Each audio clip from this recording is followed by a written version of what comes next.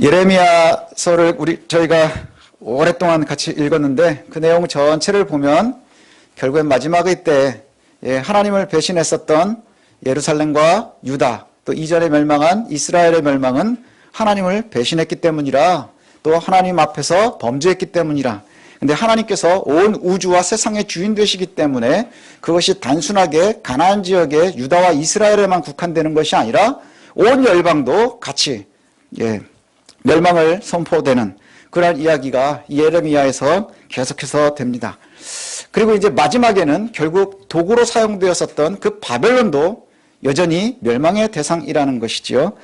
바벨론의 멸망을 여호와께서 계속해서 선포하시는데 이것이 얼마나 큰 일인지 하면 성경에는 중요한 내용이 양이 많아진다고 그랬었죠. 그래서 2장에 걸쳐서 나옵니다. 2장에 걸쳐서 110절, 어마어마하죠. 오늘도 굉장히 길게 읽었는데 110절에 걸쳐서 바벨론이 멸망할 것이라 이렇게 말씀합니다. 바벨론의 멸망을 선포하시는데 그 이유가 어디에 있느냐? 바로 바벨론도 여전히 범죄함 때문이라는 거예요. 온 세상을 주관하고 온 세상을 다 정복한 이제 유일무이한 권력 같은 그 바벨론도 여전히 그들이 역사의 주인공이 아니라, 주관자가 아니라, 주인이 아니라 여호와께서 주인이시라는 것을 갖다가 말씀하고 보여주고 계시다는 것이죠. 바벨론의 세력은 그 기세는 하늘을 찌르는 것 같고요. 그 영향력은 결국 땅끝까지 이르렀습니다. 애굽도 그 아래에 있고요. 온 세상이 바벨론의 발 아래에 있습니다. 그런데 잊지 마십시오. 우리 눈에 보이는 바벨론 세력이 그렇게 온 세상의 주인인 듯 보이지만 여전히 주관자는 여호와이시고 그 주인은 하나님이시라는 것이죠. 하나님께서 주관자이고 주인이신 것을 놓치지 말아야 되겠습니다. 강한 악은 더욱 강한 멸망뿐입니다. 가장 약할지라도 여호와의 손에 붙들리면 궁극에는 승리입니다. 이것이 성경에서 우리에게 말씀해주고 있습니다. 성경의 가장 중요한 것 중에 하나가 하나님께서 이스라엘을 선택하시면서도 그렇게 말씀하셨어요. 너희를 선택하는 이유가 뭐냐? 너희가 약하기 때문이라. 하나님은 약한 것을 들어서 강한 것을 부러뜨리시는 분이시거든요. 우리가 세상에 권력이 없고 힘이 없고 또 그 가진 것이 없을지라도 하나님과 함께 있을 때에는 우리가 승리자라는 거예요. 그것을 신뢰할 수 있는 것이 믿음이라는 것이죠. 눈에 보이지 않지만 우리와 함께 하시는 그 하나님의 은혜를 기대하는 것, 이것이 바로 믿음이고 이것이 바로 회복의 첫 번째 발걸음이고 승리의 길임을 놓치지 마시기를 바랍니다. 오늘 말씀드린 대로 바벨론의 멸망은 굉장히 중요한 사건입니다. 왜냐? 아직 바벨론은 멸망하지 않았거든요. 바벨론은 지금 세상의 주인이 돼가고 있거든요.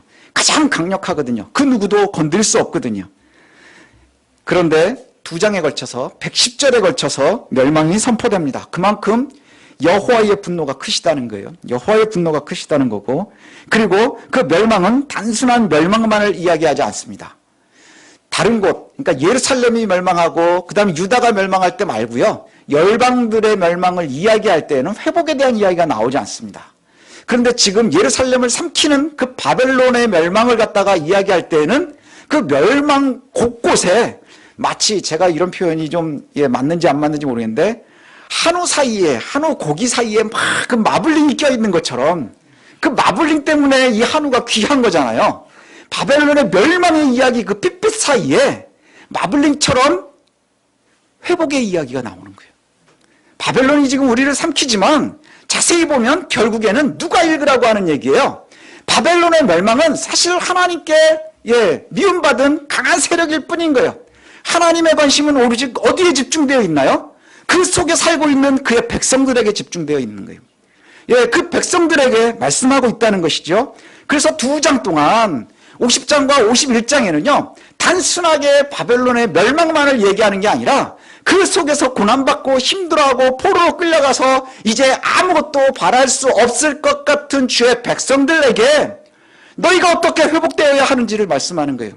너희가 어떻게 멸망당하지 않은 것, 지금은 힘들어 멸망당한 듯 보이지만 내가 너희를 아직 놓지 않았어 라고 말씀하시고 계시는 거예요. 이것을 볼 수 있었으면 좋겠어요. 사람들은 그냥 큰 빨간 고기만 보지만 정말 그 진수가 마블링 끼어있듯이 이 속에 있거든요. 이것을 좀 우리가 볼 수 있었으면 좋겠습니다. 바벨론의 멸망은 단순하게 멸망의 이야기가 아니라 하나님의 백성들의 회복의 선포이기도 합니다. 그래서 우리가 은혜 받아야 될 부분은 바로 여기에 있습니다. 큰 거대한 세력이 멸망하는 것, 그거 뭐 우리에게 무슨 대수가 있습니까? 세상에 멸망하지 않는 세력이 있습니까? 예, 영원히 처음부터 끝까지 있는 나라가 있나요? 그런 권력이 있나요? 없습니다. 절대 없습니다. 그러나 창조의 시기부터, 창조 때부터 지금까지 여호와 하나님은 여전히 우리를 다스리고 계시다는 거예요. 여전히 주관자이시라는 거고요. 그리고 우리의 주인이시라는 거예요. 그러니 우리가 봐야 될 건 뭘까요? 있다가 없어질 세력에 흔들릴 필요가 없는 거예요. 예, 우리를 잠깐 괴롭힐 수는 있지만 영원히 우리와 함께 하시는 여호와를 바라보는 것이 우리가 가야 될 길이라는 것이죠. 그것이 사는 길이라는 거예요. 7절에 보니까 바벨론을 여호와의 손에 잡혀 있어서 온 세계를 취하게 하는 금잔이라 이렇게 표현을 해요. 그러니까 이 바벨론이라고 하는 것이 어떤 것이냐? 여호와의 손에 잡혀 있는 금잔이라 이렇게 표현을 하거든요. 이 표현은 뭐냐 하면 여호와께서 열방들을 징벌할 목적을 위해서 바벨론을 들어 쓰신 거예요. 그런데 하나님께서 시키시는 그 일이 너무 귀해서 금잔에다 비유를 한 거예요. 근데 이 금잔이요, 살리는 게 아니거든요. 거기에 술이 있고 그것을 마시는 자들마다 다 취해서 스스로를 보호하지 못하고 다 멸망당하는 것이죠. 그래서 스스로를 보호할 수 있고 다 멸망당한다는 거예요. 그러고 나면 누구만 남을까요? 바벨론이 전 세계에, 온 세상에 마치 주인인 듯 행사하겠지요. 그런데 7절에서 그렇게 끝나는 게 아니라 8절에 곧바로 나오는 얘기가 뭔 줄 아십니까? 바벨론이 갑자기 파멸할 거라는 거예요. 바벨론이 갑자기 파멸한대요. 그리고는 뒤에 계속해서 나오는 이야기가 바벨론은 치료하려고 해도 낫지가 않습니다. 바벨론은 회복이 불가능한 상태가 됩니다. 이때 여호와의 백성들의 위치가 중요한 거예요. 이제 마블링이 어디에 껴있느냐? 9절에 보니까 이렇게 되어 있습니다. 여호와의 백성은 빨리 바벨론을 버리고 고향으로 돌아가야 하는 거예요. 지금 우리를 삼키고 있는 것이 바벨론이거든요. 예, 이스라엘을 삼키고 예루살렘을 삼키고 유다를 삼킨 것, 이것이 바벨론이거든요. 근데 그 속에 우리가 속해 있지만 이 세상의 권력이요, 오랫동안 영원한 것이 아니라는 거예요. 어느 날 갑자기 망할 수 있고요, 하나님의 진노 아래 있다는 것이죠. 범죄함으로. 그때의 하나님의 백성들이 해야 되는 일이 뭐예요? 빠르게 바벨론을 버리라는 거예요. 어떤 의미일까요? 빨리 고향으로 돌아가라, 이렇게 말씀하거든요. 10절에 계속해서 말씀해요. 여호와의 공의가 드러나는 때, 그때에 여호와의 백성들은 시온에서 우리 하나님 여호와의 일을 선포해야 하는 거예요. 하나님의 사람들이 해야 되는 일이 뭔가요? 바벨론과 함께 그곳에서 잘 먹고 잘 살려고 노력하는 것이 아니고요, 하나님의 회복의 때를 기다리는 거예요. 온 세상이 다 죄악에 미쳐 돌아갈 때라도 우리가 여호와 하나님만 바라보고요, 하나님의 공의와 하나님의 의로움을 따라갈 수 있는 용기로 거기서 버텨야 하는 거예요. 바벨론은요, 한순간에 무너지는 겁니다. 순식간에 무너지는 거예요. 그때 우리가 해야 될 일이 뭔가요? 거기에 함께 휩쓸려서 망하지 않고 돌아가야 하는 거예요. 빠르게 돌아가야 하는 거예요. 바벨론의 멸망은 너무나 자세하고 아주 소상하게 묘사되고 있습니다. 그런데 그 바벨론이 뭐 언제 멸망할 거냐, 어떻게 멸망할 거냐보다 우리는 여기서 이걸 봤으면 좋겠어요. 바벨론의 멸망보다 하나님의 사람들, 저와 여러분에게 주시는 회복의 은혜, 여기에 좀 집중했으면 좋겠습니다. 세상의 권력은 정말 끝이 없거든요. 세상의 권력은 끝이 없어 보여요. 세상의 권력은요, 그런데 참 보면 늘 공의를 이야기합니다. 그리고 이타적일 것이라고 얘기하고요, 섬기겠다라고 얘기를 합니다. 그런데 세상의 권력은요, 속성이 자기 자신들만 위할 뿐입니다. 세상의 권력은 자기 자신들만 위할 뿐이에요.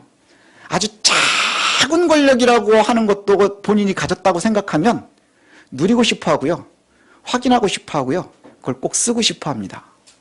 근데 그것이 마치 칼과 같아서 다른 이들을 상하게 하거든요. 요즘도 뉴스 보면 그렇지 않나요? 네가 맞다, 내가 맞다, 막 서로 싸웁니다. 대의 명분은 뭔가요? 나라를 위해서. 근데 지금 그럴 때가 아닌데, 예, 서로 싸우기에 정신이 없거든요.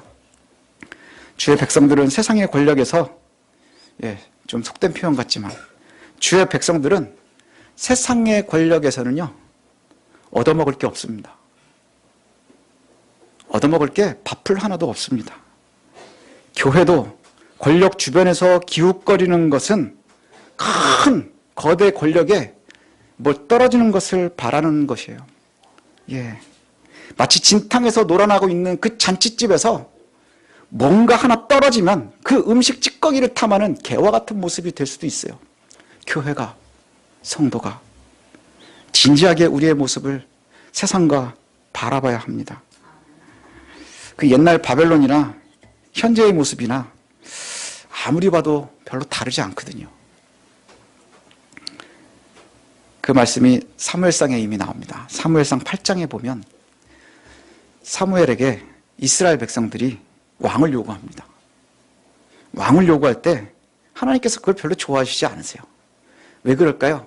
이스라엘 사람들의 요구의 이유는 뭐냐? 왕을 우리에게 세워줘서 우리를 보호해 주십시오예요. 왕을 세워서 우리를 보호해 주십시오. 그 말 속에는 하나님께서는 뭐라고 해석을 하시느냐? 니네가 나를 못 믿는구나. 눈에 보이는 왕이 필요하구나.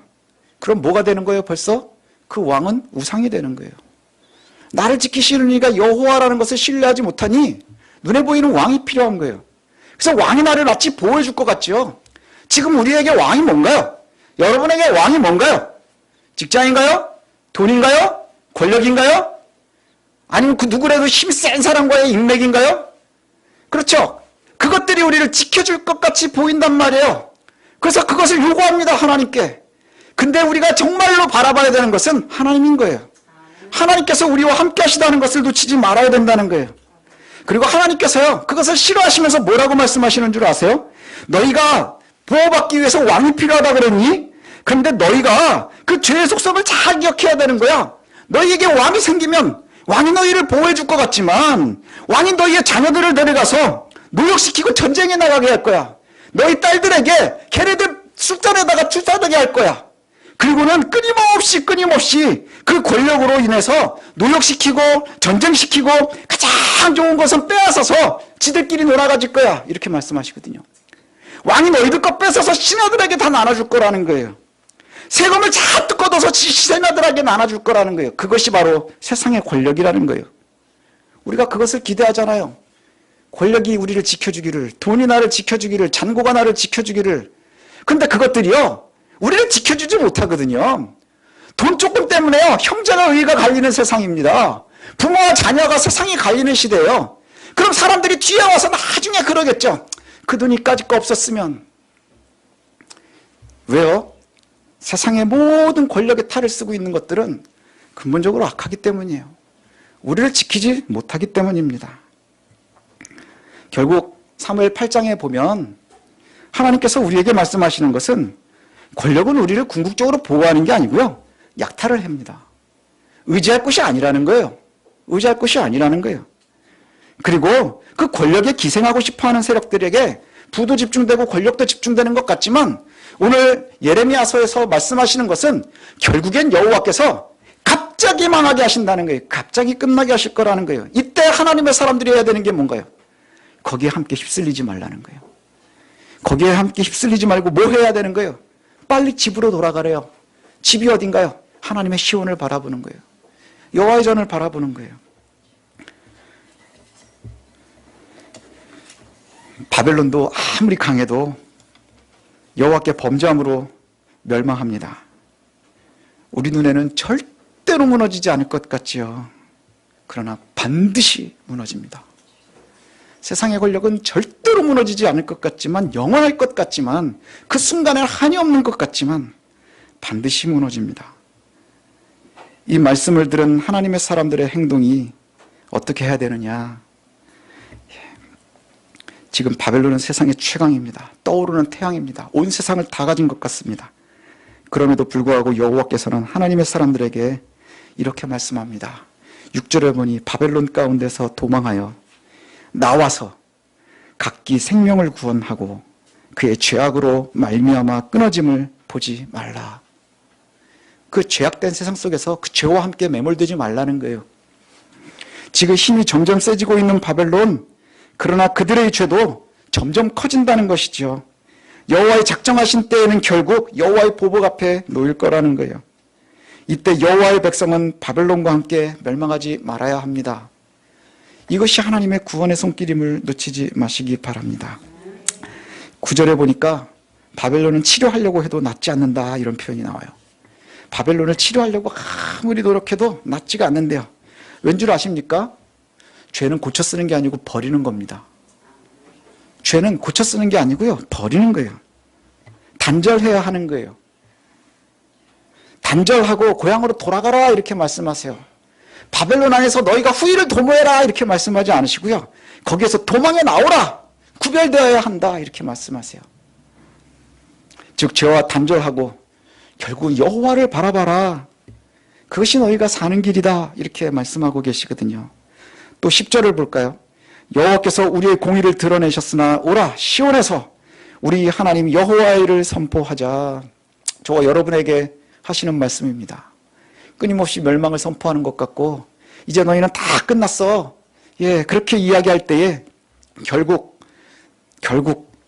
예레미야는 여호와의 말씀을 선포합니다. 여호와께서 우리 공의를 드러내셨으니, 공의가 뭐예요? 하나님의 의를 우리가 가지고 있으니, 그 바벨론의 압제 속에서도 힘든 속에서도 고난 속에서도 견딘 자들, 하나님의 사람들, 그 사람들에게 이렇게 말씀하시는 거예요. 오라 시온에서 우리 하나님 여호와의 일을 선포하자. 이게 저와 여러분들이 해야 되는 일입니다.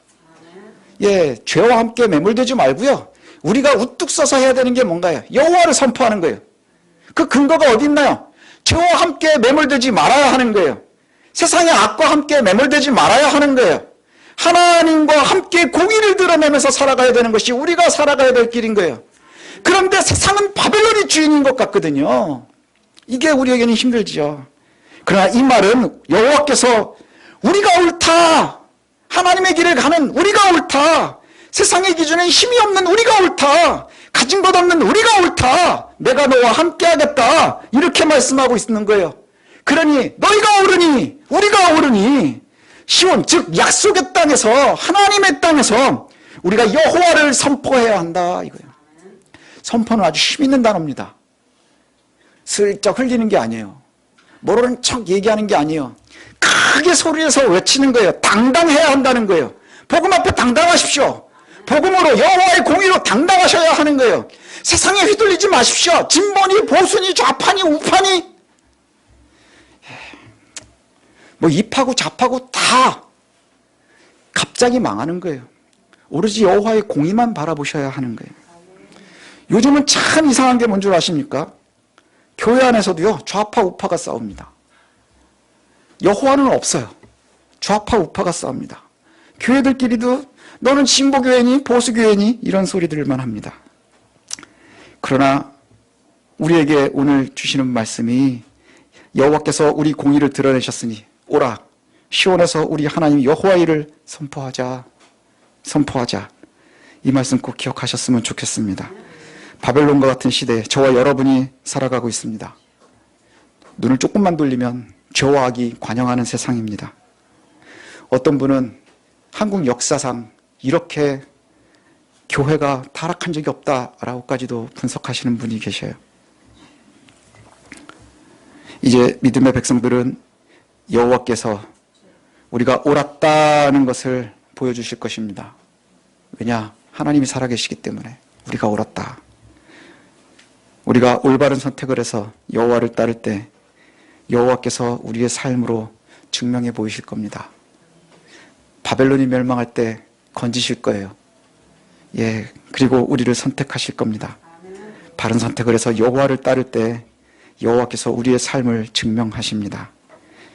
잊지 마시고 신뢰하시기를 소원합니다. 또 한 절을 더 보면 26절에 보니까 이런 표현이 나와요.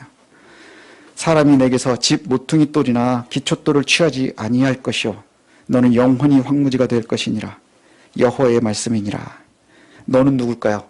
바벨론입니다. 그러면 사람이 바벨론에게서 집 모퉁이나 기초돌을 취하지 않을 거라는 것이죠.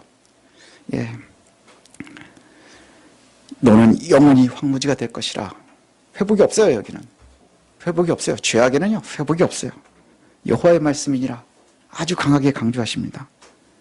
절대로 너는 모퉁이돌이나 기초돌이 되지 못하고 영원히 멸망할 것이라. 이 말씀과 반대되는 표현이 신약에 나옵니다. 에베소서 2장 20절에 너희는 사도들과 선지자들이 터 위에 세우심을 입은 자라. 그리스도 예수께서 친히 모퉁이 돌이 되셨느니라. 저와 여러분을 하나님께서 친히 터 위에 세우셨대요. 우리를 친히 하나님께서 터 위에 세우셨어요. 그리고 그리스도 예수께서 친히 모퉁이 돌이 되셨습니다. 세상의 가장 강력한 바벨론을 향해서 뭐라고 말씀하세요? 절대로 모퉁이 돌이나 기초돌이 되지 못하고 너희는 멸망할 것이라. 그러나 여호와 하나님의 말씀이 선포되는 그곳에 저와 여러분이 있을 것이고요, 예수 그리스도께서 친히 모퉁이 돌이 되실 것이라 이렇게 선포하고 있는 거예요. 이게 구원이 아닙니까? 이보다 큰 약속이 어디에 있습니까? 베드로전서에도 또 이렇게 말씀합니다. 2장 6절에 내가 택한 보배롭고 요긴한 모퉁이 돌을 시온에 두느니 저를 믿는 자는 두려움을 당하지 않을 것이라 이렇게 말씀하세요. 모퉁이 돌을 세울 것인데 그게 예수 그리스도거든요. 바벨론이 아니에요. 세상의 권력이 아니에요. 전행 장부도 아니고요. 그 어떤 것도 아니고요. 예수 그리스도. 세상에서 보면 가장 약해 보이는 십자가에 달려서 아무 짓도 못하고 죽어버린 그 예수 그리스도께서 모퉁이 돌이 되실 것이고요, 그로 인해서 믿는 자는 부끄러움을 당하지 않을 것이라 이렇게 약속하고 계세요. 이제 저와 여러분들이 기억하시길 소원합니다. 꼭 기억하십시오. 세상의 권력은 반드시 멸망합니다. 세상의 권력의 기생에서는 빌어먹을 것이 없는 거예요. 그 하나도 넣을 것이 없는 거예요. 오직 여호와 하나님을 바라보면서 그곳에서 승리하시기를 바랍니다. 그 어떤 곳에서도 흔들릴 때에 우리가 중심을 바로잡아야 되는데 그것이 뭐예요? 여호와의 공의임을 놓치지 마십시오. 자꾸 이해에 흔들리지 마십시오. 주변 상황에 흔들리지 마십시오. 바벨론이 폭삭 망하는 그 순간에 하나님께서는 우리를 건지신다는 거예요. 여호와의 공의를 붙잡고 있으면, 그들과 함께 휩쓸리지 않으면 하나님께서 우리를 구원하시는 것. 어떻게 증명하실까요? 우리의 삶으로 증명해내실 겁니다. 믿고 나가시기를 바랍니다. 하나님을 신뢰하는 것, 이게 어려운 게 왜 그럴까요? 안 보이니까. 안 보이니까. 그러나 여호와 하나님 살아계심 믿으시길 바랍니다. 그 믿음이 저와 여러분의 행동을 주장하는 거예요. 그걸 믿음대로 나아가는 겁니다. 저와 여러분들 꼭 기억하십시오. 바벨론이 멸망하는 것 얼마나 무섭겠습니까? 그 큰 나라가 한순간에 폭삭 주저앉을 때 하나님께서 우리에게 말씀하세요. 너희는 거기에 휩쓸려 쓰러지지 말고 빨리 도망쳐 나와서 여호와의 땅으로 돌아가라. 그리고 거기에서 공의를 세우고 여호와의 말씀을 선포하라. 세상에 멸망하는 그 순간에 우리는 구원의 회복이 있는 것이고 하나님께서 우리를 높이 세우셔서 친히 우리의 모퉁이로 되시는 예수 그리스도를 믿는 자들은 승리하는 거예요. 거기에 우리의 소망이 있음을 놓치지 않는 저와 여러분들 되시기를 소원합니다. 꼭 믿으시기를 소원합니다.